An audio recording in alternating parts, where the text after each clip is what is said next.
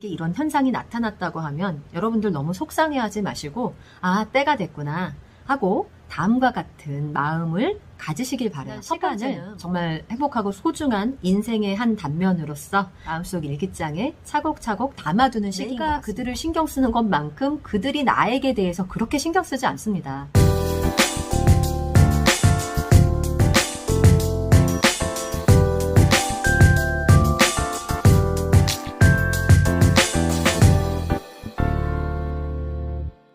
아이가 요즘 따라 내 말을 듣지 않고 자기 마음대로 하고 싶어 하는 태도를 보이는 경우가 많으세요? 엄마를 바라보는 눈빛이 예전과는 뭔가 다르다라는 것을 느낀 적 있으세요? 예전에는 아침에 깨우면 활짝 웃는 모습으로 엄마한테 햇살 같은 미소를 보였는데 요즘에는 깨우면 왜? 라고 짜증내는 말투이거나 얼굴이 찌푸린 모습으로 엄마를 맞이하는 아이의 모습에서 속상함을 느꼈던 적이 있으세요?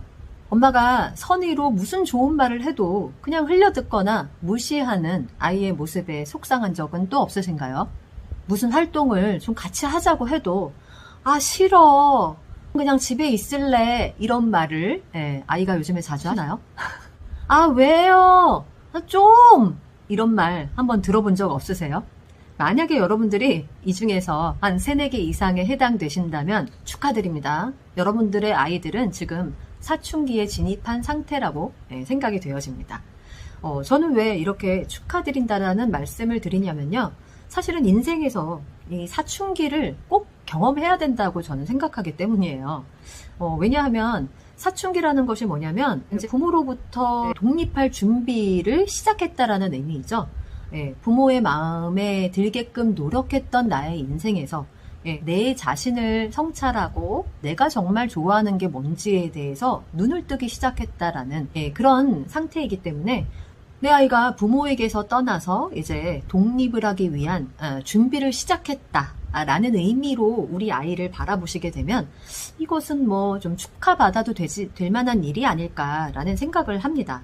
실제로 많은 심리학자들에 의하면 이렇게 건강한 사춘기를 앓지 못한 채로 성인이 되어버린 친구들의 경우에는 오히려 늦은 나이에 사춘기가 와가지고 자신에 대한 어떤 정체성의 혼란 이런 것들을 나중에 느껴서 문제가 생기는 경우가 굉장히 많다고 합니다.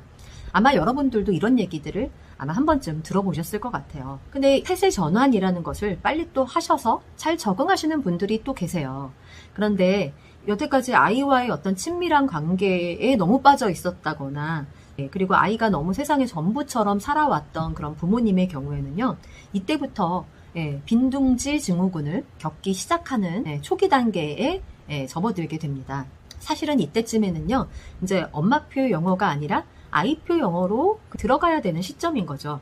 아이는 지금 인생에서 아주 중요한 시기를 지나고 있습니다. 태어나서 처음으로 이제 엄마나 가족이 아닌 자아에 대해서 눈을 뜨게 되는 그런 시기가 된 것이죠. 그래서 저는 사춘기가 꼭 나쁘다고 생각하지 않아요. 반항도 좀 해보고 자기 의견을 좀 말도 해보고 이런 것들이 좀 필요한데 오히려 이것을 이제 억눌림을 당하는 그런 친구들의 경우에 나중에 이제 심리적으로도 문제점이 많이 발생할 수 있기 때문에 우리 아이에게 이런 현상이 나타났다고 하면 여러분들 너무 속상해하지 마시고 때가 됐구나 하고 다음과 같은 마음을 가지시길 바라요. 첫 번째는 무엇이냐면요. 엄마가 주도하는 학습 진행이 이제 더 이상은 불가하구나 라는 사실에 대해서 그냥 인정하고 이제 받아들이셨으면 좋겠어요. 근데 이제 많은 분들께서 우리 아이는 사춘기 없어요, 순해요 이러시면서 엄마가 여전히 아이를 잡고서는 끌고 가시는 가정들도 꽤 있는 걸로 압니다. 그렇다고 하더라도 아이가 이렇게 그 부모님이 원하시는 방향으로만 하기가 쉽지 않아요. 이것은 그냥 인생에서 어떤 자연스러운 그런 단계인 것 같아요.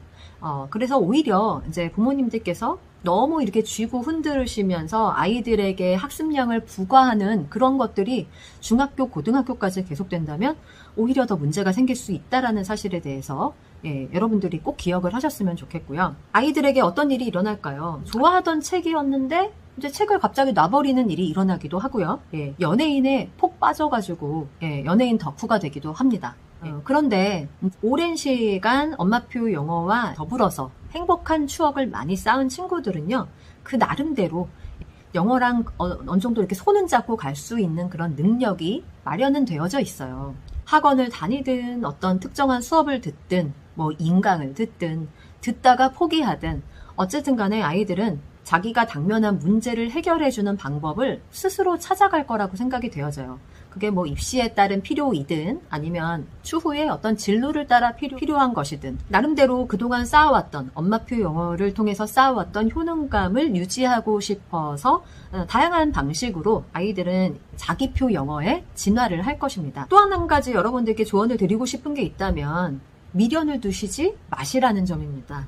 예, 뭐 모르겠어요. 제가 최근에도 이렇게 잘된 케이스들을 몇 케이스 이렇게 보여드리다 보니까 자꾸 이제 미련이 가셔가지고, 예, 아이에게 조금만 이렇게 더 많이 하면은 지금이라도 늦지 않았는데 뭐 이런 생각을 하시는 이제 중고등 가정이 계실지 모르겠습니다. 실제로 아이가 뭐 자기가 정말 마음이 동해서 나 쟤처럼 나도 영어 잘하고 싶다 라든지 나 저런 어떤 롤모델 BTS의 RM처럼 나도 영어 잘하고 싶다 라든지 뭐 그게 연예인이 될 수도 있잖아요. 영어 잘하는 연예인. 예. 자기가 정말 마음에서 우러나와서 영어를 잘하고 싶은 마음이 들면 그러면 영어를 계속 유지할 수가 있는 건데 이것만큼은 확실한 것 같아요. 엄마의 의도와 엄마의 요구에 무조건 따라서 그것 때문에 영어를 이어갈 수 있는 친구들은 그렇게 많지 않다라는 점입니다. 미련을 두지 마셔야 되는 이유가 있다면 그것은 아이에게 알게 모르게 자꾸 학습량을 부과하게 될 것이고, 그것이 아이와의 관계를 해칠 것임이 분명하기 때문입니다. 만약에 이 부분을 여러분들이 컨트롤만 할 수 있다면, 남의 집 아이 부러운 거야 내 마음인데 내 마음대로 통제는 안 되는 거지만 적어도 그것이 아이에게 과밀한 학습으로 부과하는 형태가 되지 않게끔만 좀 조절을 하시면 좋을 것 같아요. 그래서 저는 이렇게 중학교, 고등학교 이제 엄마표 영어를 해오던 가정들에 대해서는 그냥 이제는 좀 마음을 내려놓으시라 라고 현실 조언을 좀 해드리는 편입니다. 여러분들이 부정적인 감정을 계속해서 아이에게 이렇게 내뱉게 된다면 그 미련 때문에 내뱉게 된다면 이게 아이의 인생에 어떤 도움이 있을지에 대해서 계속 생각을 해보시면 여러분들이 좀 이성적인 판단을 하실 수 있지 않을까라는 생각이 돼요. 자꾸 내 마음과는 다르게 아이에게 부정적인 언어가 나가고 있다면 여러분들 좀 인생을 좀 길게 보셨을 때 지금 이 중요한 시기에 아이의 사춘기라는 정말 자아를 찾아가는 중요한 시기에 나의 언행으로 인해서 아이가 마음에 상처가 입혀진다면 그게 어떤 유익이 있을지에 대해서 생각해 보시면서 꼭 이 시기를 현명하고 지혜롭게 헤쳐나가시기를 바라겠습니다. 그냥 이렇게 생각하시면 좋을 것 같아요. 지금 이게 어떻게 보면 사춘기가 기분 좋지는 않아요. 사실은 부모로서. 저도 이제 사춘기를 2명이나 이제 보내고 저는 나름 굉장히 좀 허용하는 어떤 분위기이기 때문에 그렇게 힘들진 않음에도 불구하고 저도 답답하게 느껴지고 이 어두운 터널을 걷는 듯한 그런 느낌이 들 때도 있습니다. 솔직히. 하지만 이것이 언제까지 계속되지는 않잖아요. 그런데 여기에서 내가 걸핏 아이를 잘못 건드려서 나쁜 관계가 되어진다면 이제 터널을 통과하는 기간이 생각보다 훨씬 더 길어질 수 있다라는 것을 저는 이성적으로 계속 제 마음에 스스로 되뇌이기 때문에 아이에 대해서 과도하게 통제하거나 그러지 않으려고 노력하게 되는 것 같거든요. 여러분들도 그런 생각을 한번 해보시면서 마음을 잘 컨트롤 해보시면 어떠실까 싶어요. 이제는 아이가 예전에 내 마음대로 되고 나만을 사랑해주는 그런 아기가 아니에요, 여러분. 그래서도 안 된다고 생각하고요. 이제는 우리 집에 함께 살아가는 어떤 대등한 인격의 한 사람으로서 차차 아이를 인정해 주시고 아이의 진로를 위해서도 여러분도 같이 고민해 주시고 좀 아이의 진로에 대해서 여러분들이 이제 공부를 시작하셔야 될 시기가 아닌가라는 생각도 들기도 합니다.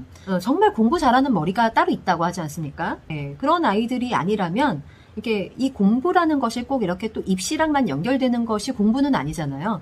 그러면 내 아이가 잘하는 영역을 찾아서 그것이 기술이든 뭐든 잘 찾아서 이것을 어떻게 아이의 삶에서 발현할 수 있도록 도와줄 수 있는지, 이 잠재력을 어떻게 발산할 수 있도록 내가 도울 수 있는지, 그리고 그 분야에는 어떻게 접근하는 것이 좋은 것인지 그 경로는 어떻게 되는지 구체적으로 이런 것들에 대한 공부가 또 필요한 시기가 아닐까 싶어요. 그래서 저는 아이가 사춘기가 오면은요, 차라리 현실적이고 실용적인 아이의 진로를 놓고 고민하시는 것이 아이의 인생을 보았을 때 유익하다고 생각을 합니다. 자, 이제는 이제 행복했던 엄마표 영어, 지난 시간을 정말 행복하고 소중한 인생의 한 단면으로서 여러분들의 일기장에, 마음속 일기장에 차곡차곡 담아두는 시기인 것 같습니다. 그 여정을 여러분들이 리본으로 잘 포장해서 마무리를 하시고 이제는 바통을 좀 아이에게 넘겨주실 시간이 되었습니다. 그리고 저는 이제 이 시기가 되면 엄마들이 엄마 자신에 대한 성장에 더욱 신경을 쓰셔야 되는 시기라고 생각을 해요. 더 이상 아이만 바라보지 말고 스스로 내 인생을 한번 돌이켜보는 시간? 그래서 나의 어린 시절은 어땠는지, 나의 사춘기 때는 어땠는지를 한번 여러분들이 잘 생각을 한번 해보시면 우리 아이를 이해하는 그 마음의 폭도 훨씬 더 넓어질 수가 있고요. 앞으로 내가 이제 남은 인생을 무엇에 나의 열정을 쏟을 수 있을지에 대해서도 한번 고민을 해보시면 좋을 것 같아요. 조금 여러분들 냉정하게 들리실지 모르겠지만 모든 가족이 그렇게 내가 그들을 신경 쓰는 것만큼 그들이 나에게 대해서 그렇게 신경 쓰지 않습니다. 결국에는 인생은 각자의 인생이고 이제 외로움은 어쩔 수 없는 인생의 한 흐름인 것 같습니다. 그렇기 때문에 여러분들이 이제는 어떻게 보면 내가 못 이룬 어떤 그 한 같은 거를 아이에게 투사하면서 풀려고 했던 것은 아닌지도 한번 생각을 해보시고 정말 우리 아이의 행복과 미래를 위해서 어떤 일이 좋을지를 생각하시는과 동시에 나의 이제 남은 인생은 어떻게 살아가면 좋을지 그것이 뭐 경제적인 능력을 갖추는 것이건 여러분들의 어떤 고유한 취미를 만드는 것이건 다양한 인생의 즐거움을 찾아가시는 그런 중년 제대로 된 이제 장년기에 들어가시는 것을 준비하는 단계로서 이 시기를 삼아 가시기를 바랄게요. 오늘은 그럼 여기까지 마치고요. 저는 다음 영상에서 돌아오는 걸로 하겠습니다. 오늘도 시청해 주셔서 감사합니다.